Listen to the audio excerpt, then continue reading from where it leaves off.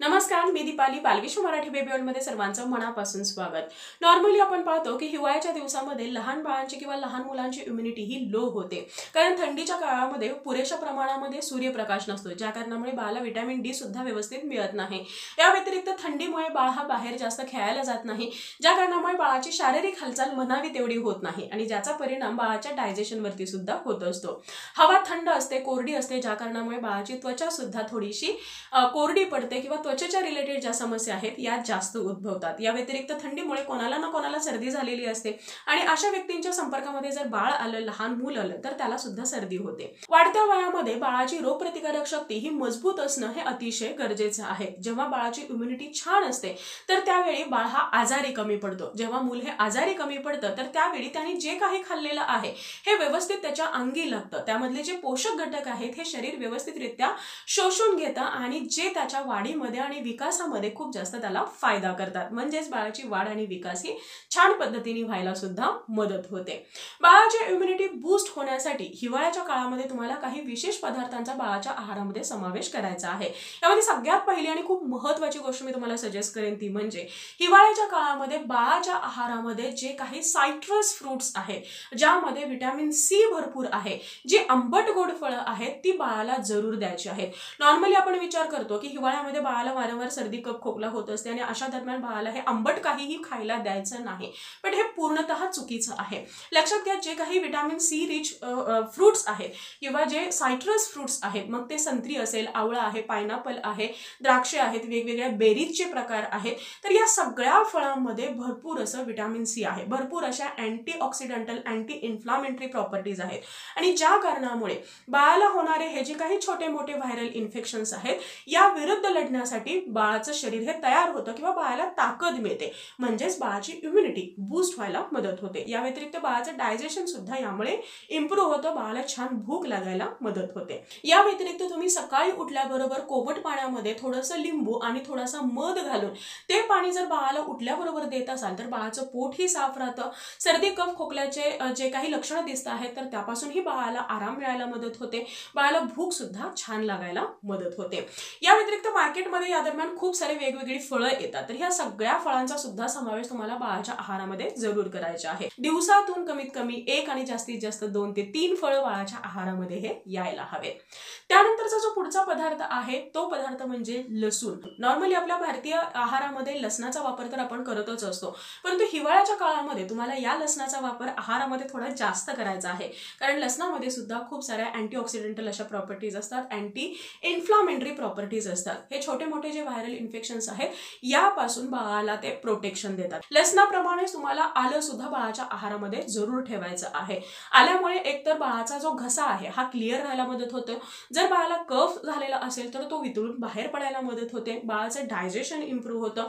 या व्यतिरिक्त बाळाचं शरीर हे आतून उबदार राहायला मदत होते आणि म्हणून तुम्ही आल्याचा रस असेल किंवा आलं बाळाच्या आहारामध्ये वेगवेगळ्या पद्धतीने जरूर समाविष्ट करू शकता. याशिवाय तुम्हाला बाळाच्या आहारामध्ये हळदीचा वापर सुद्धा जरूर करायचा आहे आणि मुलांना हळद देण्याचा एक बेस्ट वे कोणता असेल तर तो आहे बाळाला हळदीचं दूध देणं. हे दूध जर तुम्ही रात्री झोपण्यापूर्वी बाळाला देत असाल तर ते बाळासाठी अगदी अमृतासमान ठरणार आहे, कारण या हळदीच्या दुधाचे अगणित फायदे आहेत. 1 वर्षापेक्षा मोठ्या बाळाला तुम्ही हे हळदीचं दूध आहे हे जरूर डेली देऊ शकता आणि हिवाळ्याच्या दिवसामध्ये तुम्हाला हे जरूर द्यायचं आहे. त्यानंतरचा जो पुढचा पदार्थ आहे ते म्हणजे काळी मिरी. काळी मिरी हा मसाल्याचा अतिशय उत्तम आणि गुणकारी असा हा पदार्थ आहे. वेगवेगळ्या फॉर्ममध्ये तुम्हाला अगदी 7 महिन्यापेक्षा मोठ्या बाळाच्या आहारामध्ये सुद्धा काळी मिरीचा समावेश करायचा आहे. बऱ्याचदा मला पालकांच्या कमेंट्स येतात की काळी मिरीमुळे बाळाला तिखट तर लागणार नाही ना. लक्षात घ्या, आपण चमच्यावर काळी मिरी नाही वापरणार. अगदी 1 चुटकी जी काही काळी मिरी आहे ही तुम्हाला बाळाच्या आहारामध्ये त्याचा वापर करायचा आहे. यामुळे बाळाचं डायजेशन इम्प्रूव्ह होतं, बाळाचं गट हेल्थ सुधारायला मदत होते, बाळाचं शरीर हे उबदार राहतं. शिवाय जे काही अन्नपदार्थ आहे त्याला एक विशेष चव येते की ज्यामुळे बाळ हा छान खायला सुद्धा मदत होते. त्यानंतरचा जो पुढचा पदार्थ आहे तो ऐकून तुम्हाला थोडंसं आश्चर्य वाटेल, पण हा हिवाळ्याच्या दिवसामध्ये हा पदार्थ सुद्धा बाळाला देणं खूप जास्त गरजेचं आहे आणि तो पदार्थ म्हणजे दही. लक्षात घ्या, नॉर्मली आपण काय करतो, हिवाळा आहे तर थंड पदार्थ बाळाला द्यायचेच नाहीत किंवा आंबट पदार्थ बाळाला द्यायचेच नाहीत असं आपण करत असतो आणि त्या कारणामुळे इम्युनिटी आणखी लो होते. हे जे दही आहे, हे दही तुम्ही घरामध्ये लावलेलं दुपारच्या वेळेमध्ये अगदी फ्रेश दही, रूम टेम्परेचरवर असणारं जे दही आहे हे बाळाला देत असाल तर ते बाळासाठी अतिशय फायद्याचं ठरतं. कारण दह्यामध्ये अतिशय चांगले असे बॅक्टेरियाज असतात ज्यामुळे बाळाचं गट हेल्थ सुधारतं. हे एक प्रोबायोटिक आहे ज्यामुळे बाळाचं डायजेशन उत्तम राहतं.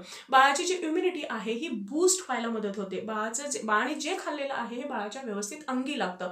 बाळाला उत्तम अशी भूक लागायला मदत होते. प्रोटीनचा हा चांगला सोर्स आहे ज्या कारणामुळे बाळाचे हाडं, मसल्स हे सुद्धा मजबूत होतात आणि बाळाचं वजन छान राहायला मदत होते. जर तुम्हाला वाटत असेल की आहे असं दही बाळाला द्यायचं नाही तर अशा वेळी बाळाची जी घावणं तुम्ही बनवत आहात, डोसा बनवत आहात, तर त्या बॅटरमध्ये तुम्ही हे दही ऍड करून ते बाळाला देऊ शकता. त्यानंतरची जी पुढची गोष्ट आहे ते म्हणजे विटॅमिन डी तुम्हाला बाळाला देणं गरजेचं आहे. लक्षात घ्या, आपल्या अन्न पदार्थामध्ये विटॅमिन डी हे अतिशय कमी प्रमाणामध्ये आढळतं आणि हिवाळ्याच्या काळामध्ये सूर्यप्रकाश पुरेसा नसतो आणि अशा वेळी आपल्याला बाळाच्या आहारामध्ये विटॅमिन डी रिच पदार्थांचा समावेश करणं गरजेचं आहे. आता यामध्ये कोणकोणत्या गोष्टी येतात? यामध्ये येतं ते म्हणजे गाईचं दूध, त्यानंतर मशरूम, अंडी आणि जे काही विटॅमिन डी फोर्टिफाईड योगर्ट्स आहेत किंवा दही आहे तर ते तुम्हाला बाळाच्या आहारामध्ये समाविष्ट करायचं आहे. 1 वर्षापेक्षा मोठ्या बाळाला तुम्ही गाईचं दूध देऊ शकता. मशरूम अगदी 7 महिन्यापेक्षा मोठ्या बाळाला सुद्धा देऊ शकता. अंडी तर 6 महिन्यापेक्षा मोठ्या बाळाला तुम्ही बाळाच्या आहारामध्ये समाविष्ट करू शकता. तर हे जे काही विटॅमिन डी रिच पदार्थ आहेत यांचा समावेश मुलांच्या आहारामध्ये जरूर करायचा आहे, ज्यामुळे बाळ जे काही कॅल्शियम घेतोय हे सुद्धा व्यवस्थित ऍब्सॉर्ब होईल. बाळाची हाडं मजबूत राहतील. जे हिवाळ्यामध्ये हाडं दुखणं किंवा पाय दुखणं या सगळ्या गोष्टी होतात तर त्यापासून बाळाला प्रोटेक्शन मिळायला मदत होईल. बाळाचे मसल्स आहेत किंवा बोन्स आहेत हे अगदी स्ट्रॉंग बनायला मदत होईल. त्यानंतरची पुढची गोष्ट म्हणजे खूप साऱ्या पालेभाज्या आणि फळभाज्या. या दरम्यान मार्केटमध्ये भरपूर अशा पालेभाज्या आणि फळभाज्या येतात. मुलांना एक बॅलन्स डाएट देण्यासाठी सगळ्या पालेभाज्या आणि फळभाज्या मुलांच्या आहारामध्ये असणं गरजेचं आहे. आणखी एक महत्त्वाची गोष्ट म्हणजे हे सगळे पदार्थ बाळाला व्यवस्थित पचण्यासाठी, बाळाच्या ते अंगी लागण्यासाठी, त्यामधले जे काही गुणधर्म आहेत, जे काही पौष्टिक घटक आहेत हे बाळाच्या शरीरामध्ये ऍब्सॉर्ब करण्यासाठी पुरेशा प्रमाणामध्ये बाळाला पाणी देणं सुद्धा गरजेचं आहे.